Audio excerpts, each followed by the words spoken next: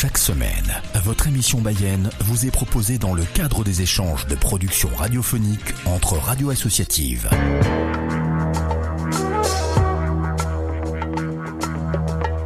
Que vous aimiez le rugby ou non, je vous promets, en toute modestie, que vous allez kiffer l'émission de cette semaine dans laquelle, mesdames et messieurs, je vous souhaite la bienvenue, puisqu'à l'occasion de la Coupe du Monde de rugby qui se déroule chez nous, je vous propose de découvrir un spectacle vivant qui nous invite à une réflexion critique sur le travail à partir du rugby. L'émission Bayenne, votre atelier d'éducation populaire avec Moussa Alem. En effet, dans ce spectacle politique et satirique, il est question d'un match de rugby entre le capital et le travail. On y croise une aide-soignante, un maçon bossu, un ouvrier de l'automobile, des réparateurs de pare-brise, un inspecteur de l'éducation nationale, des experts en risques psychosociaux et même, tenez-vous bien, Margaret Thatcher. Tout un bestiaire qui nous parle du travail et surtout de souffrance au travail, laquelle n'est pas, selon nous, une fatalité. Nous allons voir cela avec notre invité Christophe Abramowski, créateur d'une conférence gesticulée « Le travail est un sport collectif » dans laquelle il s'agit d'explorer les mécanismes qui conduisent les travailleuses et les travailleurs à mal vivre leur travail, parfois jusqu'au suicide. Individualisation des tâches, des objectifs, de la pénibilité, de la formation et destruction des collectifs de travail, sans oublier les injonctions paradoxales, les qualités empêchées ou encore l'évaluation individuelle des performances et le management par la peur. Mais dans ce constat amer, vous allez l'entendre, il reste toujours possible d'envisager des alternatives. Christophe Abramowski, bienvenue à l'antenne, merci d'être avec nous. Je viens de voir votre spectacle et je dois vous dire que j'ai été ému parfois. On va décortiquer votre spectacle ensemble. Mélanger sport et réalité du travail, d'où vous est venue cette idée ? J'ai pratiqué le rugby pendant de nombreuses années parce que je suis passionné de rugby, toulousain en plus, donc supporter du Stade Toulousain, tout ça. Donc le rugby c'était une évidence et puis vraiment c'est une tradition familiale, c'est quelque chose qui m'a porté. Et puis le travail parce que j'ai été ergonome à une époque et quand on a été ergonome, même quelques années, on l'est toute sa vie. Et donc la question du travail nous porte en permanence, notamment la défense des conditions de travail des travailleurs, quoi. Ce qu'il faut dire, c'est que dans ce spectacle, le travail est un sport collectif. Quand je dis spectacle, c'est plutôt une conférence gesticulée. Tout ce que vous dites est vrai ? Ah oui, tout ce que je raconte c'est vrai, il y a des morceaux de ma vie, et puis il y a des éléments qui sont liés aux connaissances scientifiques et théoriques. J'utilise des ouvrages, des recherches de Christophe Dejour, de Hannah Arendt, que je cite aussi, de Daniel Linhart, Yves Clos, etc. Enfin, toutes les personnes qui travaillent sérieusement sur la question du travail. Le travail, c'est la santé. Rien faire, c'est la conserver. Les prisonniers du boulot font pas de vieux os. On nous a menti en fait quand on nous dit que le travail c'est la santé. Alors là oui, franchement, on nous a menti parce que le travail c'est un sport de combat et un sport collectif d'abord. Et vous dites même que on ne travaille pas uniquement pour gagner sa vie. C'est pas moi qui le dis, c'est Marx. Marx il dit qu'on travaille aussi pour se réaliser dès l'instant que le travail n'est pas aliéné. Ah donc tout le combat c'est de lutter contre l'aliénation au travail pour pouvoir se réaliser. Je vais me faire l'avocat du diable, Pépé Guéché dont vous parlez dans votre spectacle, il s'est pas réalisé tellement lui au travail. Eh ben quand même en partie parce que pour moi c'était un artiste, un maçon, mais c'était un véritable artiste. Enfin, j'ai presque envie de reprendre la chanson de Claude Nougaro, la chanson du maçon Jacques Audiberti, dites-moi que faire pour que le maçon chante mes chansons. Alors il était bossu, il a été abîmé par son travail et en même temps c'était quelqu'un qui savait faire des choses extraordinaires de ses mains Vous auriez pu faire cette conférence gesticulée si vous n'aviez pas pris conscience de votre classe. Oui quand même, mais prendre conscience de sa classe sociale, effectivement ça donne une autre dimension D'abord on prend conscience que même aujourd'hui il existe des classes sociales, il n'y a pas que à l'époque de Zola qu'il y a des classes sociales, il y en a aussi aujourd'hui et qu'à un moment donné la lutte des classes c'est toujours une lutte persistante et toujours présente. Et vous affirmez, parce que c'est ça le fil conducteur de votre conférence, c'est le win-win. En tout cas, on croit que ça existe entre d'un côté le capital et de l'autre côté le monde du travail. Oui, et en plus, on a un président de la République qui n'arrête pas de nous vanter ça, quoi. Il y a le nini et le win-win chez Macron.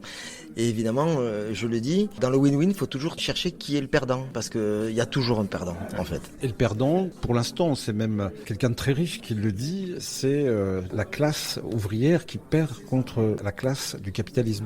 Exactement. C'est l'équipe du travail qui perd aujourd'hui, mais évidemment, heureusement qu'il y a des possibilités d'y aller ensemble pour combattre, quoi. Et on n'a pas le choix, il faut combattre, autrement on crève. On parle là d'organisation, mais je voudrais qu'on s'arrête un instant sur ce que nous disent les anciens, le travail bien fait. Le travail bien fait, ça permettait de se réaliser, mais d'exister, cette question de reconnaissance. Et même dans l'annotation des travailleurs, on nous disait ça vous ressemble, c'est le travail bien fait. Exactement. Le travail bien fait, ça renvoie à la question des métiers. Et la question des métiers, c'est pas anecdotique, quoi. C'est des savoir-faire de métier, c'est des gestes particuliers, c'est de l'expérience, c'est quelque chose qui se transmet d'un compagnon à un autre. Le travail bien fait, ça permet à la personne de se sentir digne aussi. Même si le travail est difficile, même travailler à la chaîne, on peut se sentir digne dans son travail. Et vraiment, ça va en opposition totale avec les modes managériaux qui se développent aujourd'hui et de tout ce qui se fait aujourd'hui. Et c'est délétère pour les gens de toute manière. Tout le monde est détruit parce qu'on a tous envie de travailler, de faire des belles choses, quoi. Tous. Dans un building de 20 étages, l'été comme l'hiver, tu travailles pour une société de 100 000 actionnaires. Ton nom ici n'existe pas, tu n'es qu'un numéro. Pour être sûr de te garder, on te donne ce qu'il faut, rien n'est à toi. Tu ne vaux pas un seul centime, tout appartient à la société anonyme. Rien n'est à toi, tu ne vaux pas un seul centime, tout appartient à la société anonyme. Belle et rebelle, c'est votre émission Bayenne avec Moussa Allem. Afin d'augmenter leur standing, un jour la société a fait construire près du building une belle cité. On est en qualité d'autorité, voici l'appartement. Pour le paiement tout est réglé, on vous aidera maintenant, rien n'est à toi. Tu ne vaux pas un seul centime, t'appartiens à la société anonyme. Rien n'est à toi, non. Tu ne vaux pas un seul centime, t'appartiens à la société anonyme. Pour les week-ends, on est gentil, on te prête une auto. Elle est graissée, elle est lavée, une 23 chevaux. Ta petite amie te voit de loin quand tu viens la chercher. Car sur les portes on lit très bien le nom de la société. Rien n'est à toi, tu ne vaux pas un seul centime, tu t'appartiens à la société anonyme. Rien n'est à toi, tu ne vaux pas un seul centime, tu t'appartiens à la société anonyme. Après 30 ans d'un dur labeur courbé par l'ambition, si même tu finis directeur à monsieur au grand nom, que feras-tu quand t'arriveras le jour de l'addition? Lorsque les gens près de Saint-Pierre ensemble te diront rien n'est à toi, il ne vaut pas un seul centime, tu t'appartiens à la société anonyme. Rien n'est à toi, non, non, tu ne vaux pas un seul centime, tu t'appartiens à la société anonyme. Rien n'est à toi, non, tu ne vaux pas un seul centime, tu t'appartiens à la société anonyme.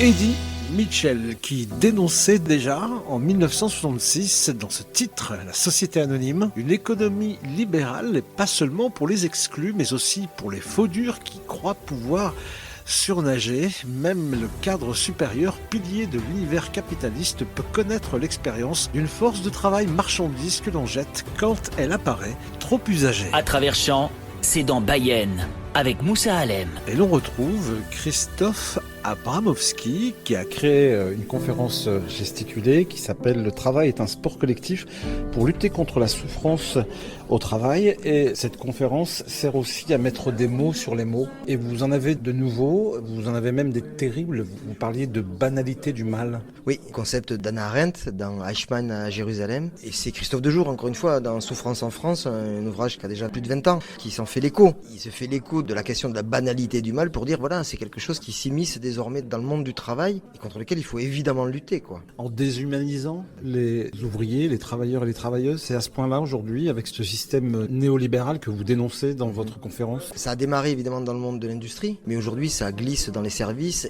et de façon mais monumentale dans les services publics. Parce que justement les salariés des services publics qui ont la conscience du service au public, aujourd'hui se sentent complètement dépossédés de leur savoir-faire et ils sont en grande souffrance par les nouvelles manières d'appréhender le travail par le néolibéralisme. Alors que les travailleurs et les travailleuses sont intelligents et on voudrait nous faire croire le contraire. Parlez même de marge de manœuvre, d'intelligence qui se réduit. Oui, le lean management par exemple est une méthode qui consiste à supprimer les marges de manœuvre, ce qui ne serait pas utile à la production.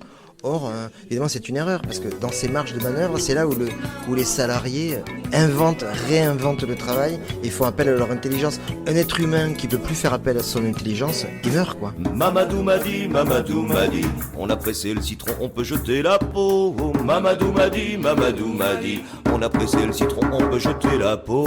Mamadou m'a dit. C'est là que votre personnage, Mamadou, le Malien, avec sa tôle dans la chaîne de production de la Twingo, il a trouvé des espaces où, pour bien faire son travail, et c'est toute la différence entre travail réel et travail prescrit, il en faisait plus par amour de son travail. Exactement.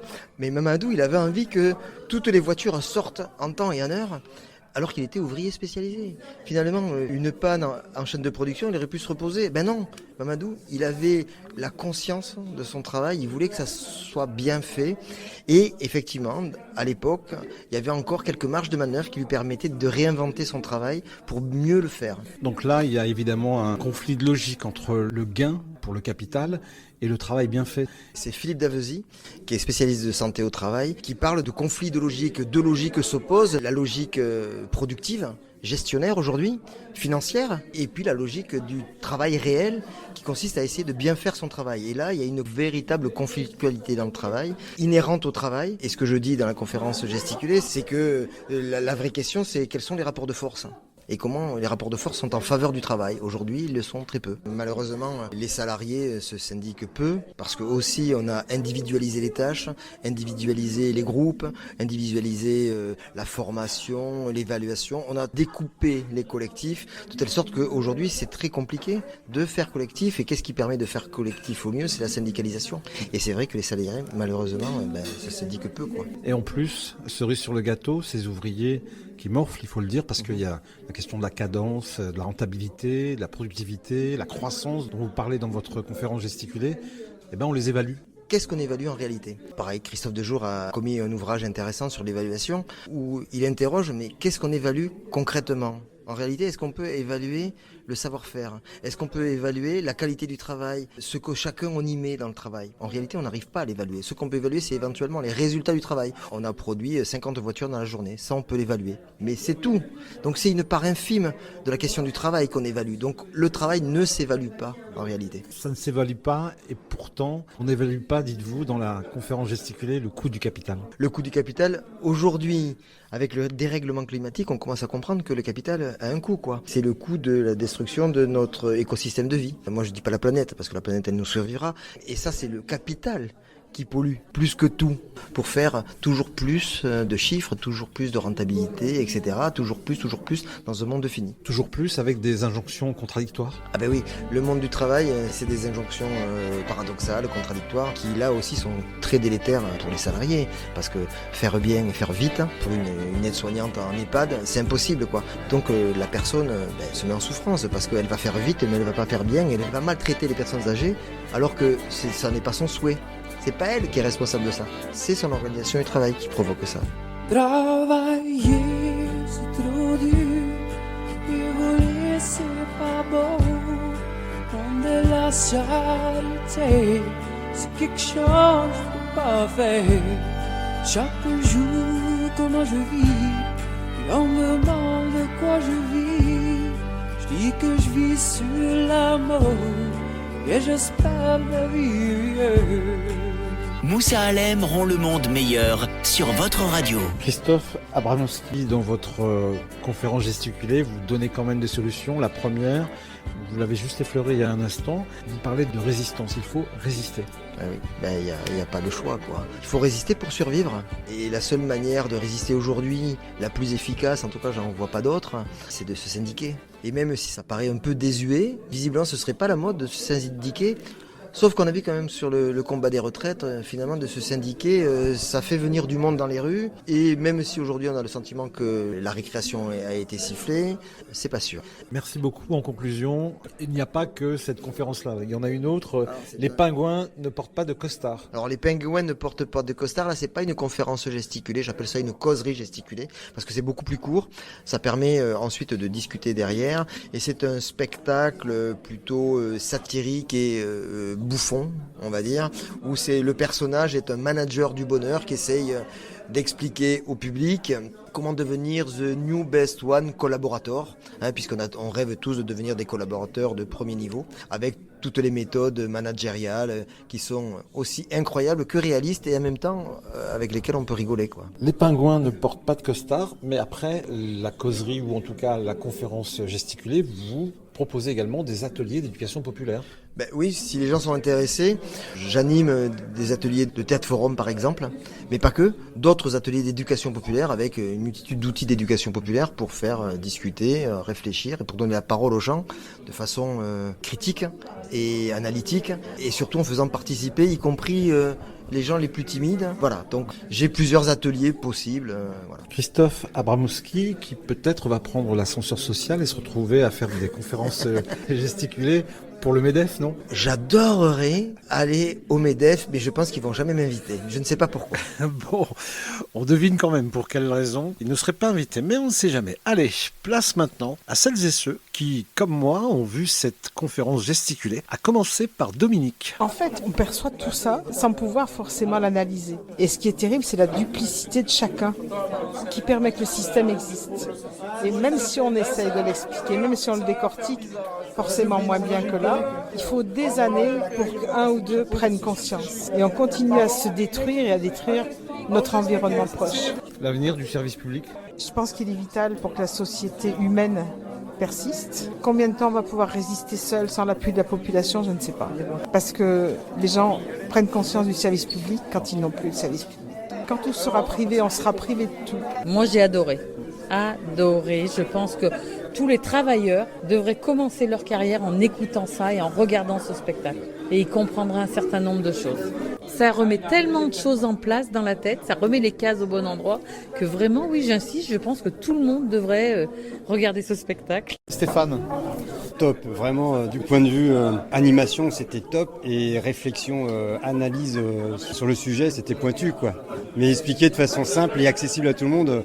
Donc moi je dis que c'est un spectacle de qualité, quoi. Il a raison Christophe de proposer un autre vocabulaire ? Ouais, les troubles socio-psychiques, c'est quand même beaucoup plus parlant que les risques psychosociaux. On n'est plus dans le risque qu'on suppute, mais dans le trouble qui lui est là. On n'est plus du tout dans le même registre. Quand il dit dans le spectacle qu'il y a une vingtaine d'années, il n'y avait pas de suicide au travail, ou si peu, et qu'aujourd'hui les chiffres ont explosé, est-ce que c'est juste une question de vocabulaire ou c'est aussi une question de management, comme il dit, avec cette nouvelle langue où on utilise des mots nouveaux ? Il parle même d'autopsie du suicide. Ouais, l'autopsie psychique. Les gars qui ont pondu ça, ils sont pas dans le même monde, quoi. C'est pas possible. Après, je pense que ça peut être aussi une question de vision et de regard. Peut-être qu'il y a 20 ans, il y avait des suicides causés par l'organisation du travail, mais qu'on était aussi peut-être moins attentif à ça. Et là, on est dans ce que vous appelez, vous... l'éducation populaire ? Oui, on en parlait avec les collègues, oui. Moi, ça me semble être effectivement de la conscientisation, tout simplement. Donc, comme il disait, maintenant que j'ai appris ça grâce à cette conférence gesticulée, effectivement, maintenant, je conscientise des problématiques qui permettront d'être plus fort face au patron, à tout ça, au néolibéralisme. Merci à Christophe Abramowski et à toutes celles et ceux que vous venez d'entendre, tous et toutes membres du SNAS, CGT, le syndicat national des affaires sanitaires et sociales, grâce à qui j'ai pu pu voir et apprécier cette conférence gesticulée, un spectacle rugbystique et drôlatique garanti, sans commotion cérébrale. Et dans ce match de rugby, deux équipes se mènent un combat titanesque. Les rouges contre les bleus, travail versus capital. Tous les coups sont permis. Et vous, dans quelle équipe allez-vous jouer? Vous en déciderez certainement lorsque vous verrez ce spectacle que je vous conseille. Pour en savoir plus, www.christophe-abramowski, abramowsky.fr ou encore 06 016 05 12 74. Et en attendant de voir ce spectacle, il ne nous reste plus que le terrain puisque la Coupe du Monde de rugby se termine. À vous de choisir votre équipe, bien évidemment. Bayern sur les réseaux pour rester en contact avec Moussa Allem. À la semaine prochaine, même radio, même fréquence, même heure. D'ici là, portez-vous bien, promettez-nous d'être heureux. Dites « je t'aime » à celles et ceux que vous aimez. Et d'ici là, que la vie vous soit douce.